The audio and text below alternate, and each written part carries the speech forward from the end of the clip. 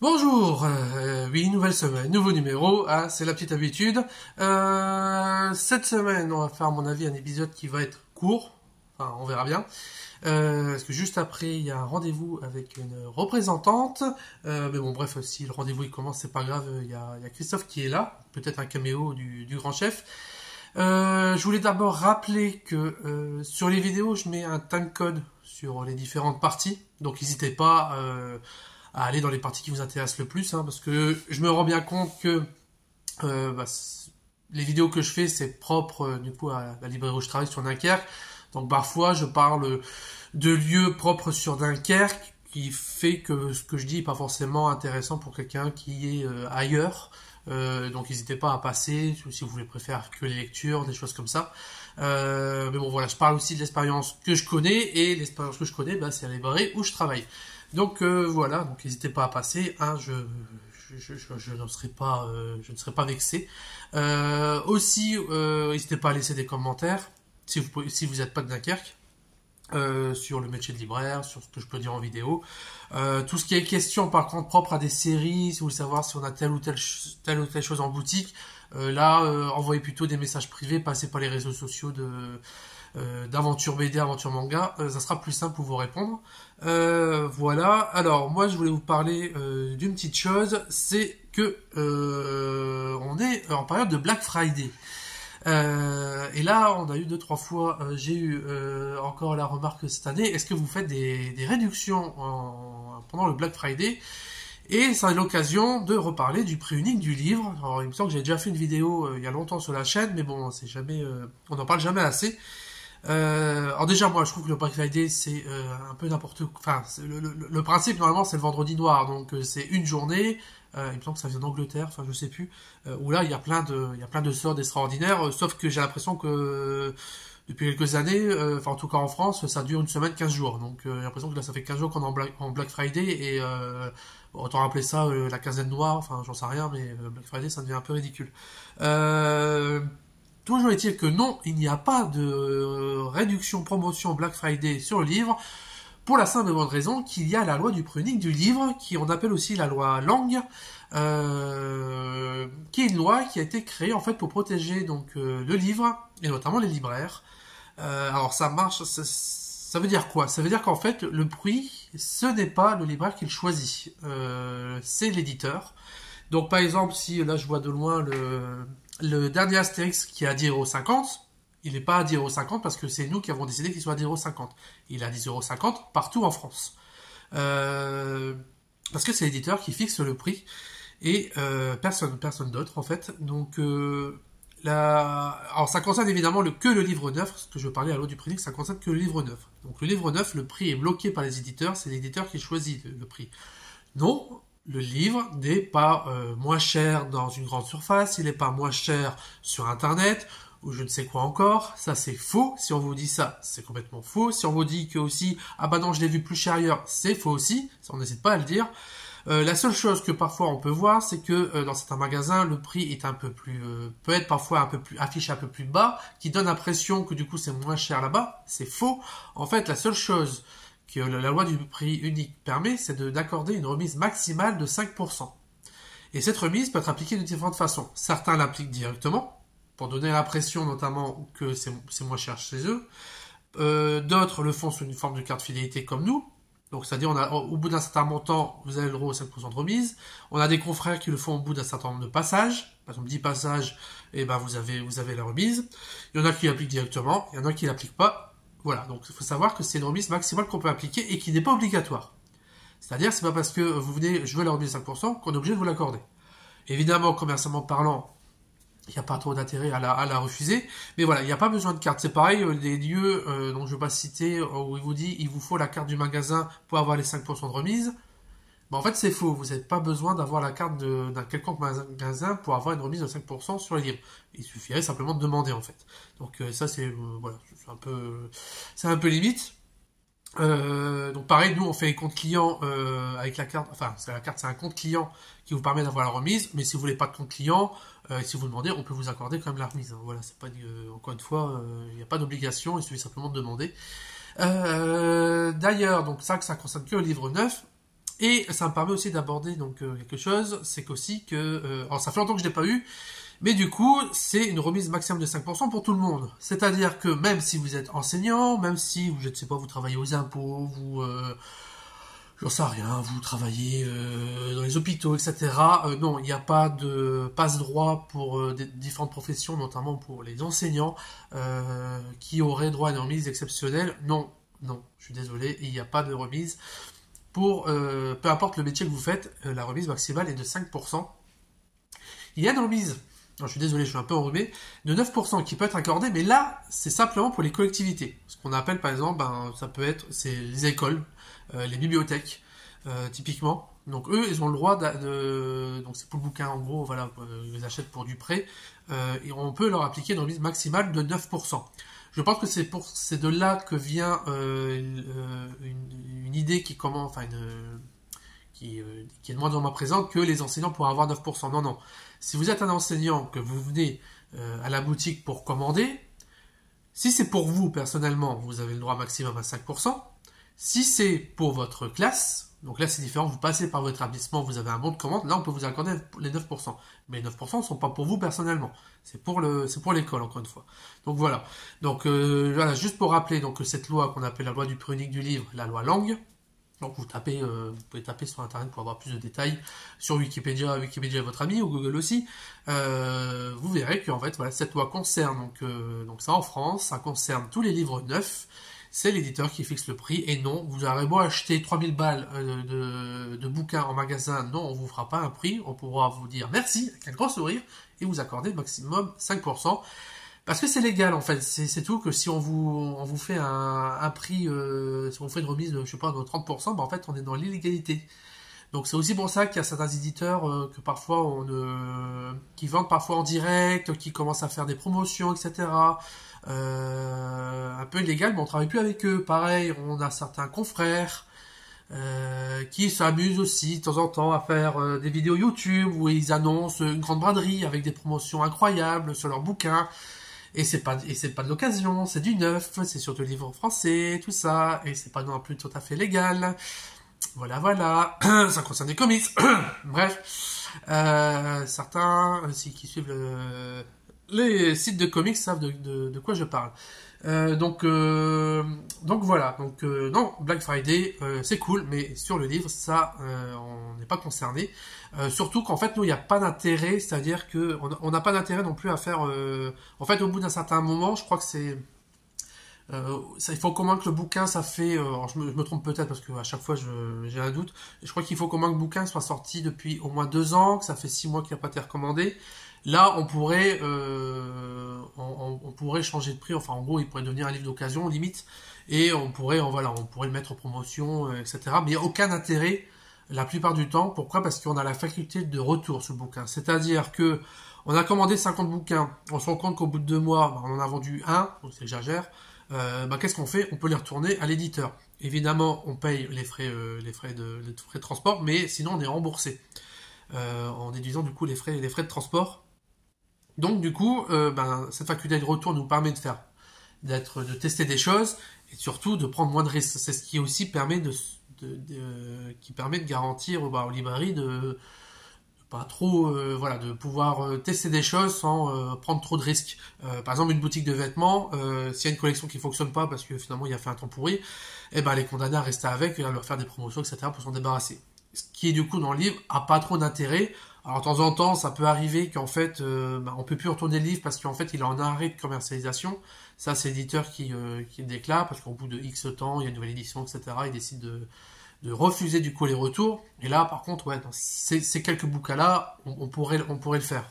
Mais bon, c'est très rare, surtout qu'en bande dessinée, on est prévenu via le logiciel, via les mails, que tel bouquin va être en arrêt de com d'ici quelques temps, donc on les retourne, et puis voilà. Donc on a la faculté de retour. Alors il y a certains bouquins, c'est pas possible parce que c'est ce qu'on appelle du compte ferme, c'est-à-dire que si on le prend, on doit rester avec. Mais en fait, nous, grosso modo, quand c'est du compte ferme, on le prend plus, tout simplement. Parce que c'est trop aléatoire. On a aussi certains éditeurs où il y a c'est des petits éditeurs où il y a des conditions où il faut attendre 2 mois avant de pouvoir le retourner, etc. Mais voilà, grosso modo, la plupart des éditeurs font le retour. Donc au final, pas d'intérêt à faire des soldes, que ce soit en Black Friday, en période de solde ou autre, voilà. Donc je voulais refaire un petit topo là-dessus, donc 10 minutes de jeu là-dessus, voilà, donc c'est déjà pas mal. Bon, il y a un autre sujet que je voulais parler, mais je vais en parler plutôt la semaine prochaine, je pense. J'aurai d'autres infos aussi. Ça concerne en fait le réseau Canal BD auquel on appartient. Et j'en parlerai la semaine prochaine. Merci encore une fois pour les retours que j'ai. J'ai encore eu quelqu'un hier qui m'a parlé de Richard Dean Anderson. Les stats sont bonnes, hein, c'est pas fifou. Forcément, je sais pas, 1000, 3000, 1 million vidéos, mais c'est par rapport au nombre d'abonnés, c'est cool. Et je vois que le nombre d'abonnés remonte toujours, donc c'est sympa. Au niveau de lecture, bon, j'ai pas lu grand chose cette semaine, hein. En ce moment, je manque un peu le temps et le soir quand je rentre, pardon, je suis assez crevé, mais c'est pas grave. Il y a ça qui est sorti, le nouveau Gaston. Alors, je vais être un peu plus tendre que sur le Astérix parce que Astérix, ça fait un moment que ça a été repris et pour moi, voilà, c'est toujours un peu la même rengaine. Là, bon, c'est la première fois que Gaston est repris. Donc l'auteur, donc c'est Delaf qui a mis à peu près 4 ans à le réaliser. De mémoire, il devait sortir l'année passée. Et en fait, au dernier moment, je crois que c'est la petite fille de Franquin, qui était a priori pas au courant du projet, a dit oh là, stop. Et du coup, bon, je sais plus s'il y a eu procès, etc. Mais ça a retardé l'album qui était déjà prêt. Mais finalement, il est sorti, donc ils ont trouvé un accord. Et en fait, après celui-ci, s'il y en a d'autres, elle aura un droit de regard. Qui me paraît... Bon, de toute façon, c'est elle qui a les droits, donc ça me paraît logique, mais ça m'étonne même que depuis, n'avait pas déjà fait ça pour ce tome-là. Qu'est-ce que je peux dire graphiquement? C'est de l'AF à pas à rougir, hein, c'est franchement un très bel hommage qui est fait à Franquin. Au niveau des gaffes, des gags, globalement ça fonctionne bien, c'est pas désagréable à lire. La remarque que Christophe a faite, c'est que, et je suis assez d'accord, c'est que par moment il y a beaucoup de dialogues. Et moi, j'ai pas souvenir que après, je les ai pas tous lus, qu'il y avait autant de dialogues sur certains gags. Et je me rappelle de ce que disait Alain Daudier, donc qui est l'auteur de Jérôme Bloch, qui est un auteur qu'on apprécie beaucoup, qui est du Dunkerquois. Il disait que Franquin avait la capacité en un seul dessin à faire rire, sans texte. Et voilà, avec un dessin, ça suffisait. Ce qui n'est pas le cas ici. Mais bon, après, voilà, Delaf n'est pas Franquin, Delaf est Delaf. Globalement, il a fait comme du bon boulot. Moi, encore une fois, ce que je reproche, mais bon là c'est un premier tome de retour, c'est que c'est très, voilà, c'est copier-coller, on respecte les cas, c'est du Franquin, c'est du Grondet, c'est du gag, voilà. Et au final, bon, oui, c'est sympa, mais ça fait un peu copie et on se dit, bon, un peu de renouveau aurait été pas mal, mais bon, quand je vois que même dans Astérix, ils mettent un auteur comme Facaro et finalement ils en font rien, à part l'effet d'annonce, je vois pas l'intérêt. Il y a juste un truc quand même que je me dis, à la fin, ça peut-être enclencher sur un truc qui change. C'est qu'à la fin, on a une histoire en plusieurs pages. Et d'après Christophe qui disait, lui, les avait tous lus, il n'a pas souvenir de ça. Dans un des Gaston, c'est toujours à chaque fois une page, un gag. Et là, c'est en plusieurs pages. À la fin, on a une histoire qui est mise en place. Et j'ai trouvé que c'était assez bien, que je trouve que Delaf s'en sort mieux quand il a le temps de développer. Plus que en une page. Mais qui est un exercice quand même assez compliqué. Voilà, en une page, faut mettre une situation, faut qu'il y ait une chute. Enfin, c'est déjà une histoire sur plusieurs pages, c'est compliqué. Sur une seule page, c'est quand même pas évident.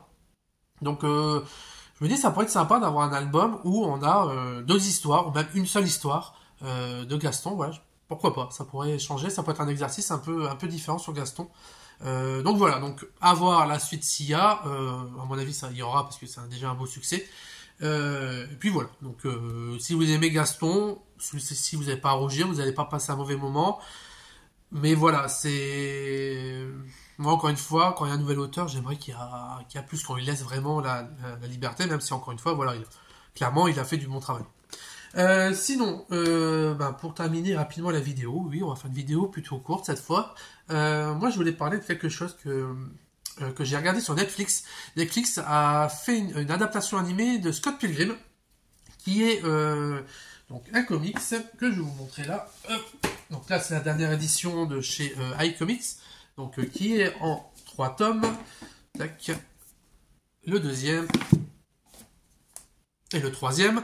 Avant, c'était chez Milady, ils avaient fait 6 volumes en noir et blanc, donc en format manga. Après, ça a été réédité en grand format, en couleur, pareil, en 6. Et du coup, avec Comics, là, du coup, les a réédités il y a déjà un petit moment en 3 volumes. Donc, Scott Pilgrim, c'est quoi? Scott Pilgrim, c'est l'histoire de Scott, qui est un garçon qui rêve d'une fille, la fille de ses rêves, qui va tomber dessus, donc c'est Ramona Flowers. Et il veut sortir avec, sauf qu'en fait, il doit d'abord combattre ses 7 ex-petites amies maléfiques pour pouvoir sortir avec elle. Et donc, c'est rempli de références à la pop culture, au manga, aux comics, au cinéma. C'est génial.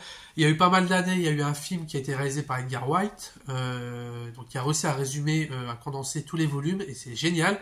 Là, Netflix, du coup, a en fait une série animée. Donc, avec ma compagne, on est très impatients de voir ça. On se l'a enfilé en 2 jours, il y a 8 épisodes, et vous n'êtes pas prêts. Si vous aimez Scott Pilgrim, vous n'êtes pas prêts. À la fin, au début, on va dire la moitié de l'épisode, on était là, on dirait, bon, c'est respectueux, mais ça va très vite. On se trouvait que ça allait assez rapide. C'était un peu, on a l'impression qu'il y avait des morceaux qui manquaient. On se dit, oula, ça va très vite. Et c'était un peu frustrant parce que on avait l'adaptation planche case par case parfois, et en même temps, il y a des passages qui étaient sautés. Et à un moment, notamment à la fin, le premier épisode, il y a un truc qui se passe, il en fait. Quoi? Deuxième épisode, quoi? Troisième épisode, quoi? Et ça a été pareil jusqu'à la fin. Donc, si vous aimez Scott Pilgrim, si vous aimez le comic, si vous aimez le film, regardez la série animée, vous allez péter un câble. C'est génial ce qu'ils ont réussi à faire. J'essaie de vraiment de rien en dire. C'est pas du tout ce que vous attendez. Et en même temps, c'est génial. Même si, en fait, pendant 2-3 épisodes, enfin 3-4 épisodes, c'était là à dire, qu'est-ce qu'on regarde? Est-ce qu'on aime ou est-ce qu'on n'aime pas? Et au final, non, c'est génial. Donc, Scott Pilgrim sur Netflix, c'est génial. Le film, c'est génial aussi. C'est encore une autre version. Le comics est génial. Et c'est dingue comment, à partir d'une même histoire, on arrive à faire des choses complètement dingues. En plus, dans la série animée, ils ont repris le casting, les acteurs du film, donc pour les voix. Donc on retrouve Chris Evans, bref, tous les acteurs. C'est produit par Edgar Wright. Donc il y a Brian O'Malley qui me semble qui les supervise. Donc allez-y. Si vous n'avez jamais vu lu Scott Pilgrim ou vu le film, ça peut être intéressant de voir votre avis. Si vous regardez la série Netflix et après vous lisez le comics. Ça peut être sympa à voir. Donc le comics, donc la nouvelle édition, donc du coup est dans ce format-là. Sachez aussi qu'ils ont sorti un coffret qui est un peu en format vintage, un VHS qui est assez cool. Donc avec un petit texte à l'intérieur. Les bouquins, ce sont les mêmes, c'est la même édition. C'est le coffret et l'extébris qui sont cool. Voilà, c'est pas donné, hein, on va pas se mentir, parce que même je crois que les bouquins là ils sont à, je sais plus combien ils sont, mais ils ont augmenté de prix. Je crois que c'est pas loin d'une trentaine d'euros si je ne me trompe pas. Et le coffret est à 90 euros. Donc voilà, c'est pas donné. On va pas se cacher. Ça, moi je trouve que c'est quand même trop cher. Ça peut freiner un peu l'achat. Après voilà, si vous savez pas quoi vous offrir pour Noël, vous êtes à plusieurs, franchement, Scott Pilgrim, voilà, faut le lire si vous arrivez à récupérer les anciennes éditions, pourquoi pas. Je sais pas combien ils valent.